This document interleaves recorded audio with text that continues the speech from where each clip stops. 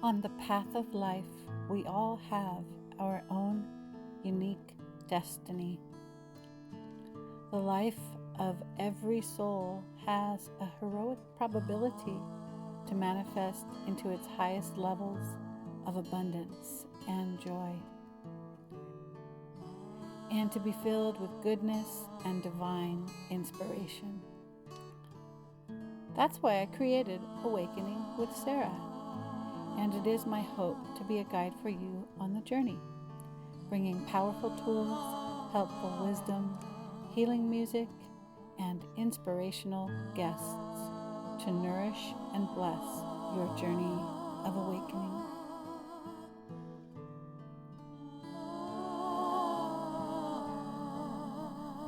So thanks for joining me today. And if you find content that resonates with you, please feel free to like and share because it really helps support the podcast. And we'll be on to today's episode. And so the title of today's show is What I Wish I Knew Before I Had Children with Julie Eisenberg. And in her own words, I'm going to read a bit about her. I'm here to believe in you before you believe in yourself, to give you hope and see your strength. I founded Revival Society because I saw my own daughters suffer, struggle, and endure pain. I knew something had to change, so I studied somatic healing, became certified in EFT tapping, and immersed myself in the study of various therapeutic approaches. From this, I created the moment-to-moment method. It has been life-changing for my family, allowing us to break through deep past pains and reveal our true purpose: to help others.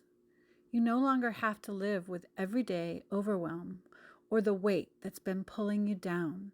I'll help you build a new foundation so you can create a life that's beautiful and full of new light.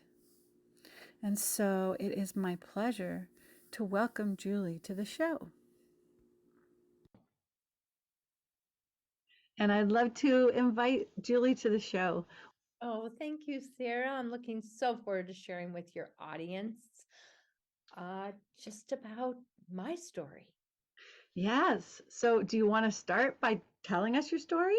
Because I would love to hear. I don't know that much. And so in these interviews, what I love is I get to learn. So tell us your story, Julie, like how you came to do this trauma release work that you do. Well, it actually started many, many years ago. It didn't start with me doing trauma work, Sarah.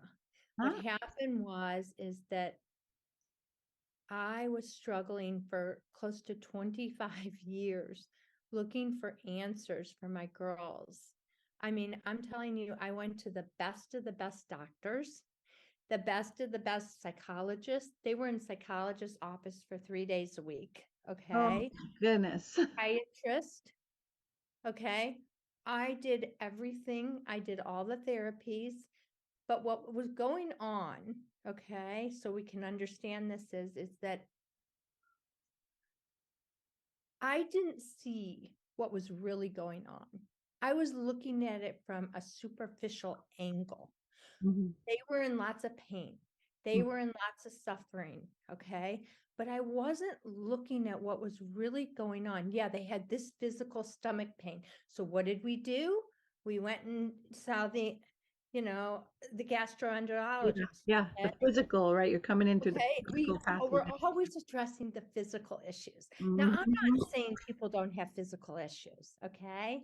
But I want to make people start to understand that a lot of our physical issues are not really physical. They're actually emotional. They're actually energy that's stored in the physical body that hasn't been released. So I did this for 25 years, okay? And understand I thought I was doing the right thing for a very long time. Of Okay. course. I Yeah. didn't realize I wasn't getting to the root of the problem. Okay. But it wasn't until I have 4 daughters. Okay. It wasn't until one daughter was diagnosed with early onset MS, never had. Okay. Another daughter who said, I don't want to live anymore, was in the Oh psych ward. my And goodness. another daughter that was like, I have to come home from college. I'm too sick to be in college. Mm. Okay. You finally, as a mom, said, Wow. what's Yeah. going on here? Something's not adding up anymore. Right. So Right. I finally had to say, I need to take this in my own hands. And I was always a researcher. I always dug. I never took no for an answer. Okay. Mm. So I said, I have got to find what's really going on. So I actually, because I was in that world of energy a little bit, not a lot, but a little bit to know. And the reason I say that is I had a chiropractor that was very holistic in his approach. Mm-hmm. So I found an energy healer and I asked her, I said, am I reading this right? Because I couldn't get a complete diagnosis when she said, they said early onset MS. They said, oh, it could be Meniere's disease. It could be vestibular migraines. It could be a brain tumor. It could be early Oh on. God. And you finally say, wait a moment, what's going on here? Okay. Yeah. If no one can give me a affirmative diagnosis, then there's something going on here that I need to check out. And so she confirmed, she said, most likely your daughter is either stuck in fight or flight, or your daughter is in freeze. Okay. And she Oh, can't move her wow. body. Okay. So, Wow. Yeah. so long and behold, that's exactly what was going on. So what was going on was we weren't addressing the common denominator. What was the common denominator? The common denominator was these girls had suffered from trauma early on. Mhm. Okay. Mhm. These girls had a mom, me, okay, who was a very angry mother, okay, Mm. very resentful, okay, dealt with a lot of emotional abandonment from my mother because Uh-huh. my mother was diagnosed when I was 8 years old with mental illness. Okay. So I lived Wow. my whole life with a mom that might have been there physically, but emotionally, she wasn't there for me. Right. Okay. Right. So you take in all that and it shapes you. Yeah, Okay. Shapes you into a absolutely. very angry, resentful mother. So I couldn't really see what was going on because I couldn't be present enough to see. But bullying, okay, car accidents, falls, okay, stitches, okay. Start thinking about this. An angry mother who's not there for you. You feel emotionally abandoned, sometimes physically abandoned, okay. But she Yeah. was, okay, roofied, raped, okay. You put that together and you start to say, wait a moment, there's a common denominator here. These girls have experienced trauma in their life. Yep. That was what happened. So that was bingo for me. That changed everything in that moment. So then I started to study EFT, emotional freedom techniques. Yep. It wasn't, I love it. I was certified in it. It was great, but it's not deep enough for the client that I work with. Mm-hmm. Doesn't get to the real root of what's really, really going on. Yeah. So I was able to take EFT and make it for what we call the feeler, the one that's hypersensitive, the one that absorbs everybody's energies. Mm-hmm. Okay. And it works in a different kind of way because I am able to, yes, there's lots of meridian points with EFT. I don't use all the meridian points. I don't need to with my clients. They feel everything. And it wasn't until I started studying lots and lots of trauma, different thought leaders with trauma, that I Mhm. was able to come up with my daughter Danielle, the moment to moment method. And that's what we have coined. Our business, Revival Society, has coined moment to moment, because in any moment you can learn to reverse, okay, any emotion that you're storing in your body. Well, So yeah, I love the way emotion is really energy in motion. it's So energy just in motion. untangle it and it's back to energy, right? But we untangle it through the feeling of it. So, yep, I do it on myself all the time. I don't really have a name for it. I just do it. Oh yeah, definitely. But people don't understand. And guys, listen, we have energetic bodies. Mm, And the energetic body is what's storing all these toxic emotions and energies. But if we mhm. don't take care of them, it's just going to fester. And like I say to people, it doesn't go away. It's not going away. What about the person that has surgery and they are having problems with their back? And then all of a sudden their back's better, but now their hips are giving them trouble. Or their Right, neck because it is just giving them trouble. moves, It right? just moves. The Second energy just yeah, the moves. second law of thermodynamics, right? It doesn't, the energy is neither created nor destroyed, right? It just moves into a new form. Yeah, yep, totally. Exactly. Yeah, well, that's cool. Exactly. And so you started doing this with Danielle and it started changing? Started with Carly. Oh, I with Carly. started with Carly with EFT. Didn't get to the root of what was really going on. It didn't get to really releasing her from her struggles that she really had. Yeah, Yeah. she felt calmer in her body, but Yeah. that's not what I wanted.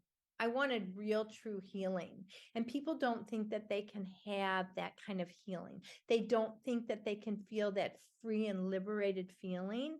I'm going to be 64 years old next month. Okay. I feel Mhm. the lightest, the healthiest that I've ever felt in my life. I mean, I tell my clients it's like a skipping energy. You feel like you can just go skip down the sidewalk. Okay. I'm not saying that we should feel like that all the time, Why not? but it would be wonderful. But what I am saying is I'm in control of my emotions. I know moment to moment when I feel off. See, what people don't understand is when they feel that heaviness and that weighted down feeling in their body, there's something going on that they're not addressing. When people come Yeah. to me and they say, "Oh, Julie, I'm so overwhelmed. I'm so burnt out. I'm so tired." You know, wait a moment. What are you so tired of? You got to get Uh, deeper. You can't just say, "I'm tired." What are you tired of? What are you sick of? Why are you so sick? What's going on? When you tell me that you're having trouble walking, what's not balanced in your life? You know, there's all these different angles that you have to pull from in order to really get to what's going on. yep. Yep. That's what moment to moment is. That's awesome. I love it. Yeah, it's like we're such a jigsaw puzzle of multifaceted, parts, and they all have to be. And so, some of these big, for me, some of the big woundings or the big emotions, they're in my unconscious layer, and I don't really get them. They come up a lot when I'm going to bed at night. I really start to feel, Mm. okay, this didn't get dealt with during the day, right? Or this got activated during the day but didn't get released. And so at night, I find myself sometimes really just like going through these big cleansings because that night energy brings it. But my husband's like, honey, I know that you do healings all the time, and I do healings with my clients, and I do healings with myself. But he's like, maybe you need to just be a little more deep in your meditation during the day and just really make sure that you're going to bed like clean, right? That it's not going to just surface and like bite you in the butt. And, but sometimes stuff is so deep that it just does that. And that's how it is. And I just have to accept that because there's a lot of, I'm hearing everything you're saying, and it's totally awesome and beautiful. And I also see it in like a bigger container of like the evolution of the species that's going on right now. Because in my belief system, we're being taken back to our love-based divine blueprint. And so it's everything's coming up. It's not optional, right? It's not a matter of like if you're going to clear. It's a matter of how gracefully someone But look is at going Sarah, to but be look able to what's clear. going on when you say that, that's beautiful. But what's really going on, look how sick people are getting. Look how many autoimmune diseases are out there now. And but that's the message, right? That's the soul forcing the body to wake up because we're Exactly. either going to exit or we're going to wake up. And those are That, like the and only two choices if you've kept it down, right? that's exactly right. If you've been 100. cleaning all along, you're in pretty good shape, and it's still going to be a gnarly upgrade that we're going through.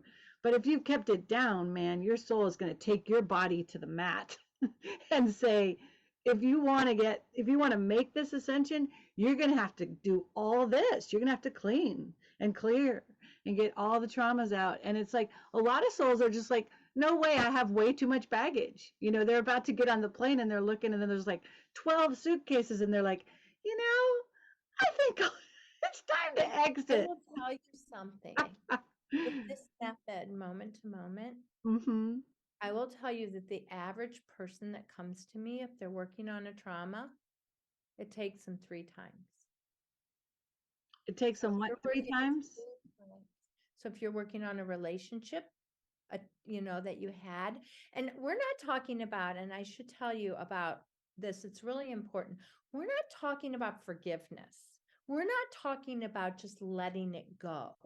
Okay. It's not about that. And I don't care if someone's dead or alive that I can work with. Okay. It's an energy that's released from your body.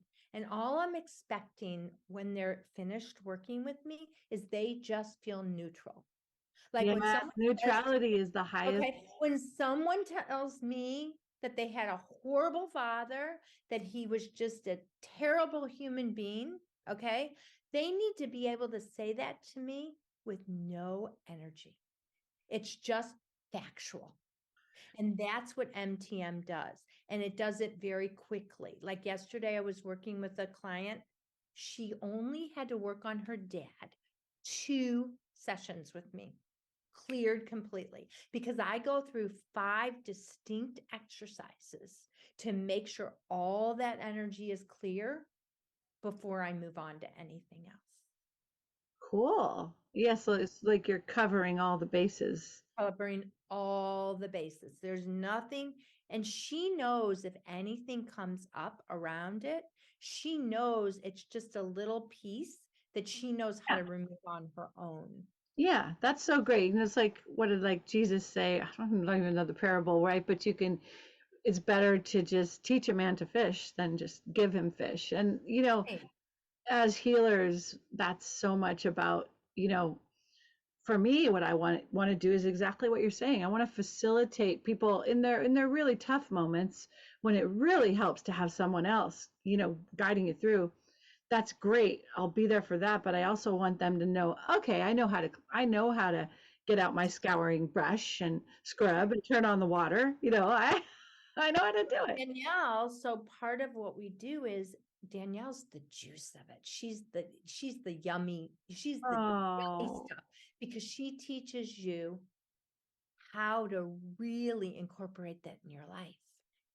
So she does these incredible implementation recordings. So when you're ready, and I know when you're ready to go to her to say, now you're ready to be able to do 90 to 95% of this on your own. She literally teaches you how to implement it into your life so that in any moment you can release anything you need to release. cool. Now, Oh, it's amazing. yeah. So tell me, so Danielle, she's the one who MS was diagnosed, or she's No, the that's one my daughter, who Jess. stomach. That's my daughter, Jess, that was diagnosed. She's 38 years old. She was diagnosed with it. Carly is now 34. She suffered. So let me just explain with Carly, for example, so we can start to understand Yeah. trauma a little bit more. So with Carly, when she was in kindergarten, she had a bad experience in kindergarten, okay, as a child. Then let's speed up years later when she gets her own kindergarten classroom. Okay. Oh boy. Okay. It triggered everything. Okay. So what happened is she held it together during the day. But what happened at night was she had 100 panic attacks is what would happen. Oh, She wow. literally had to resign from her position. And here was someone that knew they wanted to be an incredible kindergarten teacher, and Yeah. they wanted to get the award for the best kindergarten Oh, teacher. yeah. But she suffered from a trauma when she was 5 years old, is what happened. Yep. So Yep. therefore, she could not be in that space. But if she would have at the time, if we would have known about MTM, she definitely would have been able to stay in that position. Yeah. Yeah. Oh, sometimes it's just about, learn this incredible journey that our human selves want to have. They want to have the experience of lack and limitation and separation, so that as the healings come and the ahas come, they're even more powerful, right? And your heart has even more fervor to share it with the Sure. world, right? Because you've been through that challenge. So yeah, that's beautiful. And so, oh yes, so let's ask you, what is your definition of trauma? Okay. What So do you, my definition of trauma is, so everybody listen to this because this is really powerful, because we talk about this BT, the big T traumas, the little T traumas. Trauma is trauma, guys. It doesn't matter. Okay. Trauma is when we're stuck in a helpless and a feared energy. Okay. In a moment. And we can't say what we need to say, and we can't physically get away from what we need to get away from. uh-huh. That moment, everything freezes in the body. Okay. Yep. It's so important to understand that. I don't care if it's a bad teacher that screamed at you. Okay. I don't care if it was a fall. I don't care if it was a car accident. I don't care if it was rape. I don't care what it is. There's something there that you got frozen. Parents, for example, if they're fighting, okay, you feel that heavy energy, you feel that helplessness, you feel that fear, okay, that energy gets stuck in your body, okay? And not only does it just get stuck in your body, it festers in your body. Okay. So it just starts to build more and more in your body and create more energy around it, is what happens. So it Yeah. Yeah. binds on your physical body. Okay. So Mhm. I don't believe, Sarah, in chronic pain. Okay. I believe that if something, okay, God wanted us to heal. And if we don't heal within 4 months, okay, I believe there's something deeper going on. And I see it with my clients all the time. When they come to me with chronic fatigue syndrome, they come to me with rheumatoid arthritis. Okay. They come to me with thyroid problems. Okay. They come to me with blood pressure, blood rate problems, things like that. Yeah. It's like, wait a moment. Let's go deeper. Let's see what's really going on. Okay. Like the girl that came to me with kidney problems. Okay. That said to me, I keep going to the emergency room. I don't know what to do anymore. Okay. They can't find anything what's wrong with me. Okay. Yep. She had so much anger and resentment towards her mother that once she cleared that energy, she didn't have any kidney problems anymore. We have to look deeper. The person that, the one that comes for me with chronic fatigue syndrome, Mayo Clinic. I took Danielle to one of the best clinics in the country. They couldn't help her. Yep. It's deeper. It's not a superficial thing. It's subconscious. It's festering in your body, in your energetic body. And then once it releases from your energetic body, it's in your physical body and it's binding in your physical body. So it's really important when you feel that helpless, feared energy, and you can go back to any moment in your life where you felt a helpless and a feared energy, okay? And you felt, oh, wow, I can't get away from this and I can't say what I need to say. Bingo, I can tell you that is trauma. That's good to know. Yeah. I mean, I have experiences in this lifetime, and then I have tons of past life experiences. Most of my traumas have been incurred in past life. But this life, is a doorway, right, that triggers them. It's like, oh, great. Like when I was 18, I went to UCLA, and I was just starting. And the minute I was like standing on my own 2 feet, like as an adult, then the panic, just that was the trigger for it. Because it was, as long as I could be dependent and remain small, I wouldn't have to face the fear of persecution, the fear of visibility, those big fears that were just like, oh, just stay small, just be insignificant. And then, like my friend says, here at UCLA, you're going to become an adult. And I'm like, bam, like 2 hours later, the whole world went black. And that was the end of my life as I knew it. That makes a lot of sense. It makes a lot of sense. It's that comment that she made. Yep. Okay. It's a comment that she made. You're going to become an adult when you go to UCLA. Okay. Yep. That triggered it. The moment that the body shut down. Okay. That's the moment where you felt that helpless energy. Yeah. I mean, I remember saying, well, so much of my life and the purpose of my life is liberation, right? It's to liberate everyone, myself, as the guinea pig or whatever in this body, to liberate myself from suffering, from lack and limitation, from fear thought forms, right? All of that.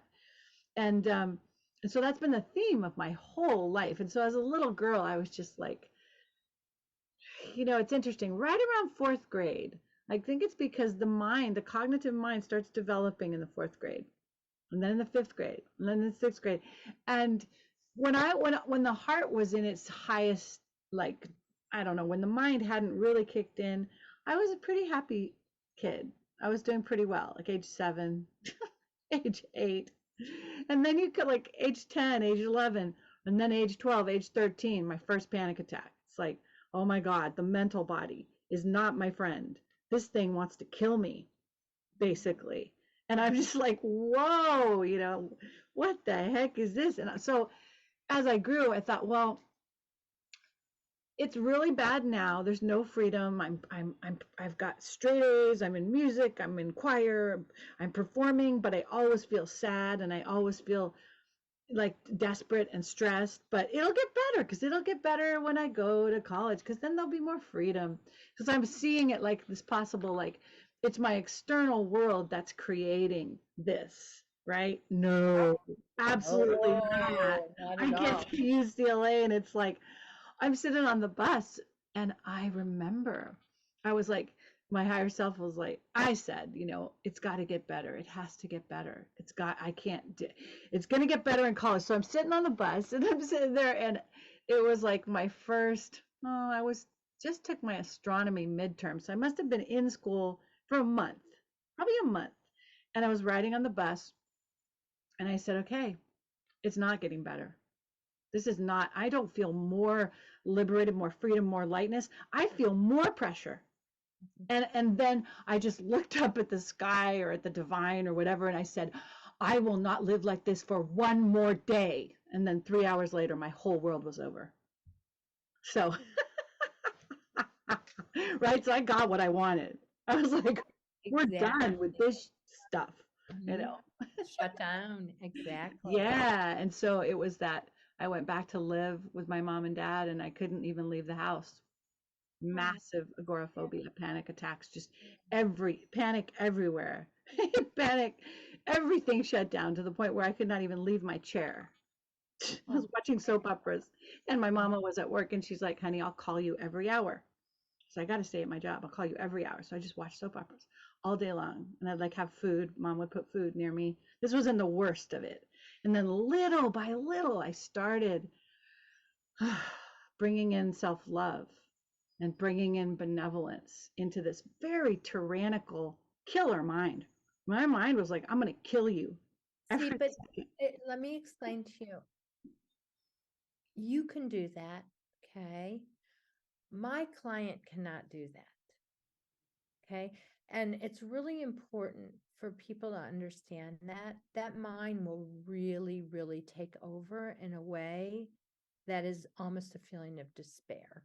Oh, absolutely. I've wanted to like end my life so many times. I can't, yeah, I can't even tell you. And just Yeah. when I get it at one level where it feels like I'm functioning, then it'll hit at another level where I'm awakened to more transpersonal identity. Because like for me, and it might not be like that for a lot of your clients at all, because I'm a frontline cutting edge embodier of divine blueprint. So my multidimensional, I'm on the extreme sports team of bringing the full divine template to a fallen universe. So it's been a 39-year journey of every minute I'm transforming one layer, then moving to the next, transforming another layer, then moving to the next. So it's like, but most human beings are not like that.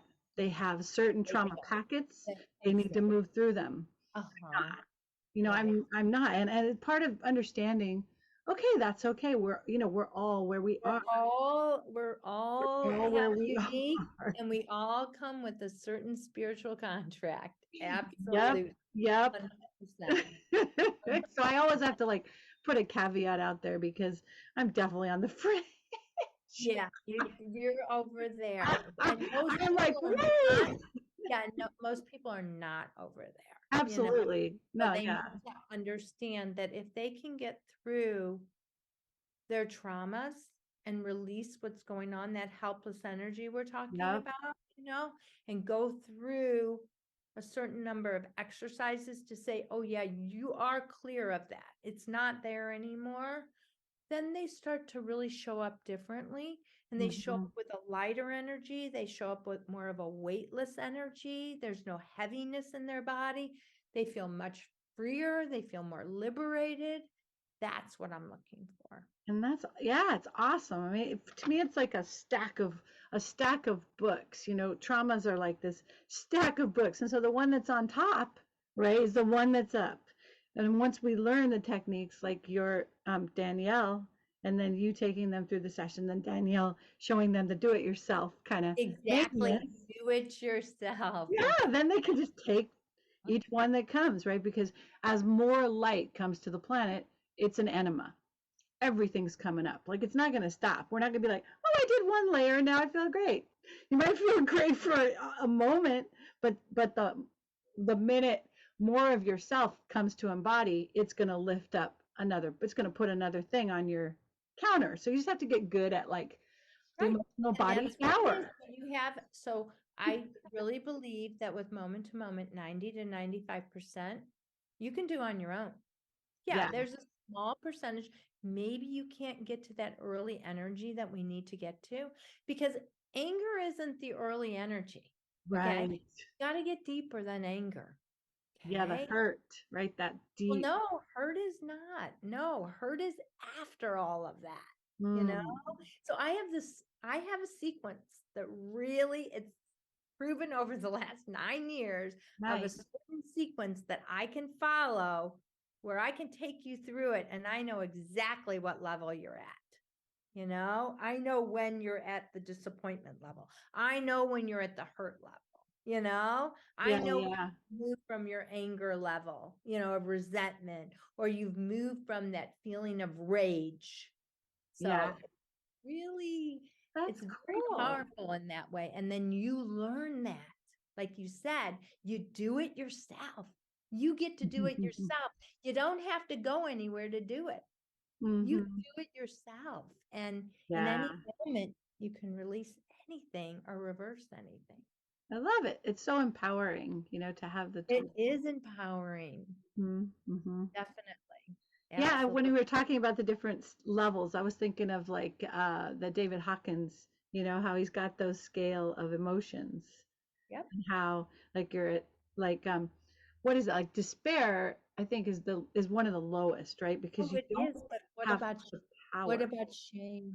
Shame is probably the lowest, I would So say. what I say with my clients is, If anybody has any shame that they're carrying in their body, any kind of abandonment energy in their body, or any kind of resentment energy, Well, those are big. doesn't move. It's stuck energy. I will tell you that anger moves. Okay. Anger does. Anger's like, Anger moves, but shame doesn't move. yeah. Resentment doesn't move. Okay. Guilt moves, right? Okay. But shame doesn't. Okay. I mean, See, shame if you follow it. Like if you, like for me, what I found with core shame is that if I really follow it, if I say yes to it so completely that it's like embraced by the dynamic energy of my life, then it starts to move. But the pain has to be felt. The you have pain. to feel the pain for the moment. But again, the exercises I take you through, I show you how to release the shame very, very quickly. There's a process and it goes very quickly. I mean, Oh, and it's crazy how quickly it really goes. I mean, my clients will say to you, this work is like, crazy with capital C. It really is. It's crazy. What has been discovered over the last 9 years is how quickly you can move someone through a trauma. And again, it doesn't matter if it's a big T, little t, I don't care. Trauma is trauma. And I don't care if you have a relationship with someone today, but you didn't as a child. It's the energy of the child. It's not the energy of the adult. I truly believe that you cannot build new energy on top of old energy. yeah, that makes total sense, right? Because like you have a foundation, like the roots of a tree, right? They're the roots of that tree, not the roots of another tree. Exactly. But we all do it.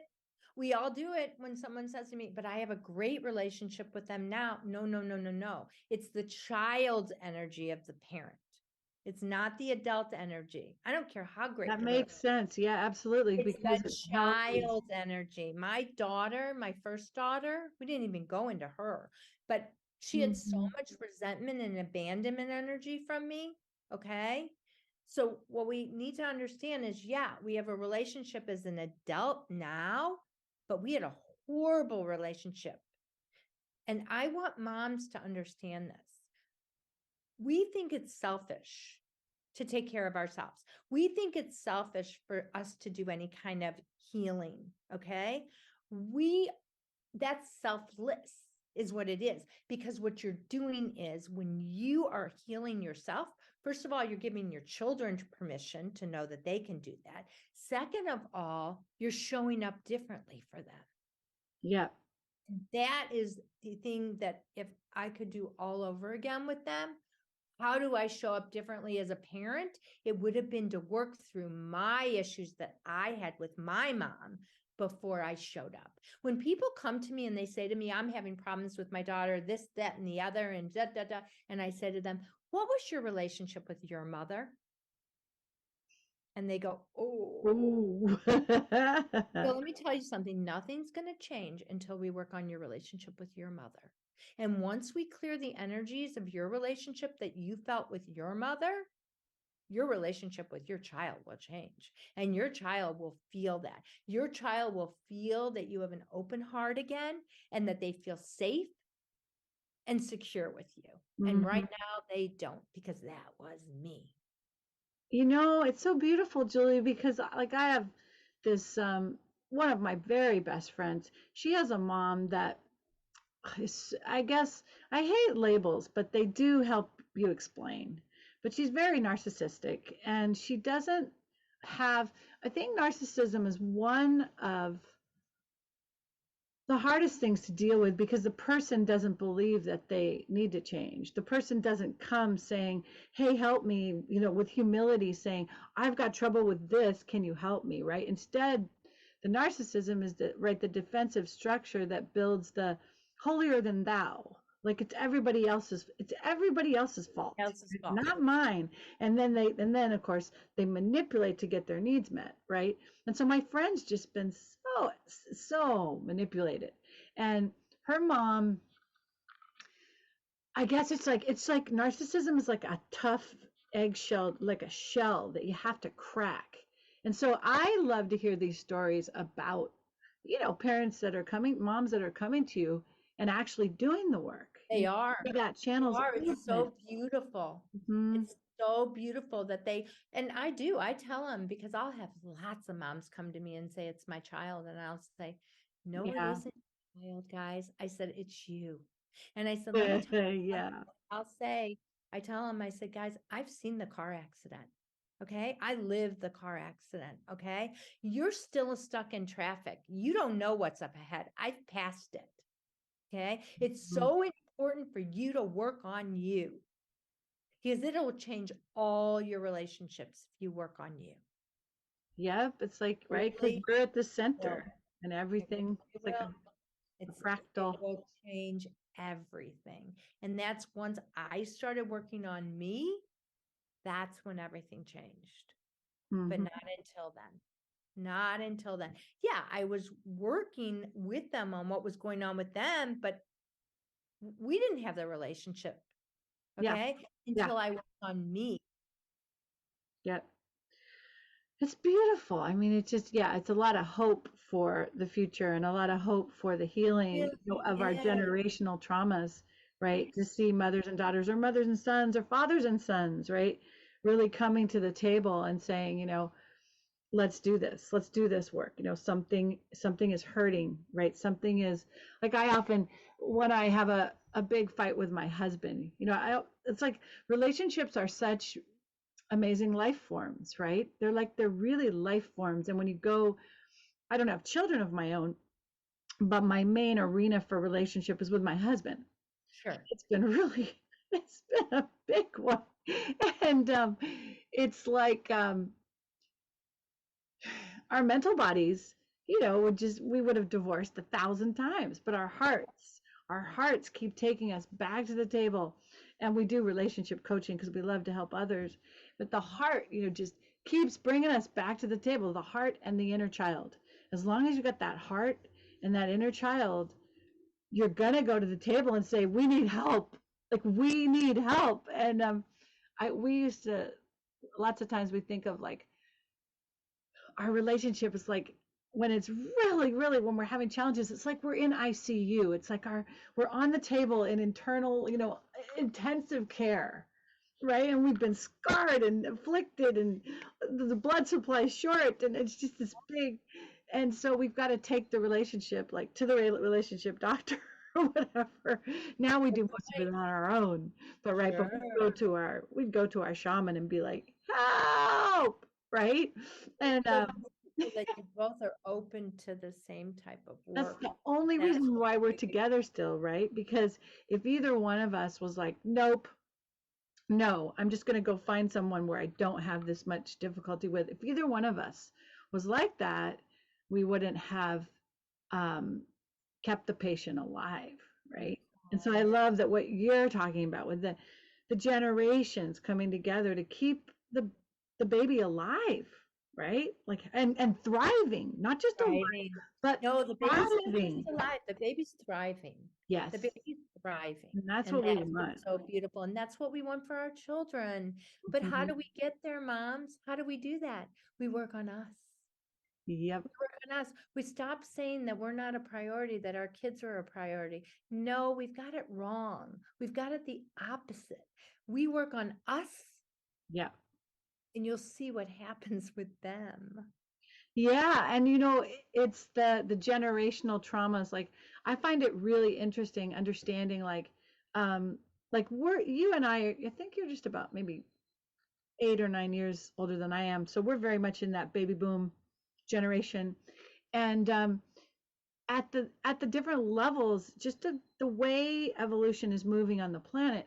In our time, we had what are called generational stoppers. I mean, a lot more density. There were things that came in our generation where for us to heal was a lot bigger.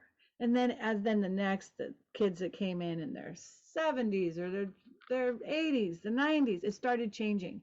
You got more crystalline, you got DNA that's more receptive to the crystalline frequencies, so that it becomes like I'm not going to say, young kids don't deal with trauma, because of course they do, but the DNA, the lifting of it is definitely easier. So if we in our generation, I guess what I'm trying to say is that moms is like what they clear packs a bigger punch, because they're in that denser field. And if they can move that denser field, then that's really gonna just like whew, But I also see, Sarah, and what I definitely see though too is with when we talk about the children and coming into the world and everything, yeah, they're very sensitive.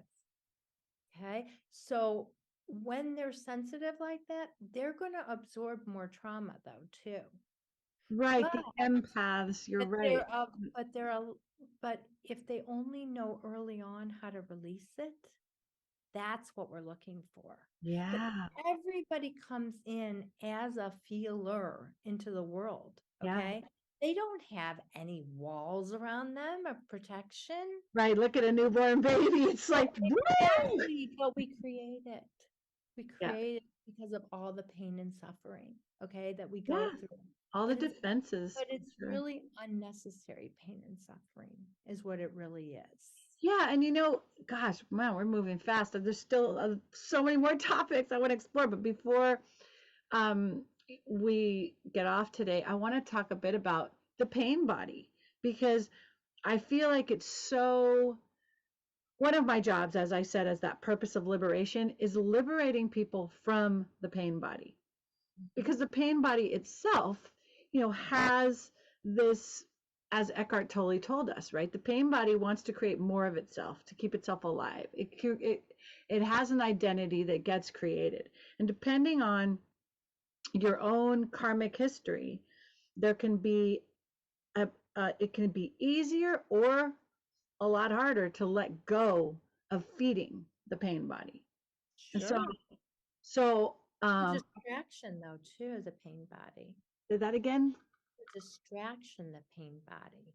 Yeah, it's a distraction, but okay, so like I'll just take my case. I have past lives where a lot of my survival depended on me being in crisis. Like they wouldn't bring me food unless I could have a tantrum loud enough for them to hear me in the kitchen to bring me food, right? So there's a body association that if I don't have trauma, I don't have a way to eat. And I have it in multiple lifetimes. So I have to really reteach my body that well-being and balance are actually going to get me what I need, not tantrums. And it's safe to have balance. And it's safe to feel good is a really big one. Yeah, and it's safe to feel good. Yeah, and then my mom had panic attacks when I was a very little baby. And her dad had panic attacks. Yep. So in the sperm, there was panic. It was part of your identity, was to be in panic. And so I notice that as I'm letting go of more and more panic, there's this terror of like, and I've gotten past a lot of it, but it's like, oh my God, I don't have my life preserver. Right? This was what was there in the womb. This was coming through the umbilical cord. This fear and terror is totally connected to my life. So I've had to do so much re-imprinting and new associations being built between, no, well-being is your connection to life. Well-being is your connection to safety. Well-being is your connection to love. Right? Sure. That's been the number one theme for 39 years, to get the tantruming pain body to go into Divine Mother instead of the false mother, which is suffering. So I can imagine, that as you're working right along these lines with directly, in a way, unplugging real suffering channels. That's exactly what it's doing. You're going to sometimes get people that like want to plug them right back in, because it's not my clients. They don't want to plug them back in. And to be honest with you, I don't want to work with those people that want to plug them back in. The MTM works way too quickly for that. Okay. I don't want that. I mean, if they want to sit in that, that's up to them. That's their choice. I did for many years. I let them Yeah. sit. I won't do it anymore. So you're right. You're want to work with the people that are really ready. I'm ready. I'm They're ready. ready. They're ready to let it go. Floodgates to open, and I'm ready to move forward. That's who I'm looking for. And if you're ready for that, MTM, and you really feel in your body, you absorb energies. You've never been able to really feel like you want to feel liberated and free.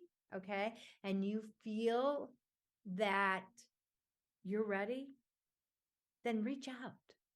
It's worth just having a chat with me just to see, is it a good fit? Because I have a qualifying Oh process. yeah. It's good to Make have it. sure, Fine. because I don't just take anybody. I want to know they're going to have that transformation. I want to know if someone comes to me that they've spent $125,000 and they still haven't had answers, that they're going to have their answer. That's so Mhm. important to me. And yeah. Definitely. Well, that's great. Well, we're going to have your contact information and the way to get in touch with you, in the show notes. So everyone will have that. All the listeners will have that. For And sure. yeah, I think we're almost ready to wrap up, and just wondering if you have any closing comments. I mean, you've given us so much, you've got, I'm thinking, okay, I've got that pattern. Maybe I'll call Julie, because I got all these patterns that I work with, and I'm just like, oh yeah, I could use a little more help. It's heavy lifting over here, you know. But so is there any other like closing message that you'd want to share? I think the most important message is to really understand that it's important to work on you. And it's not being selfish. We live Yeah. in this society where it's selfish to work on you.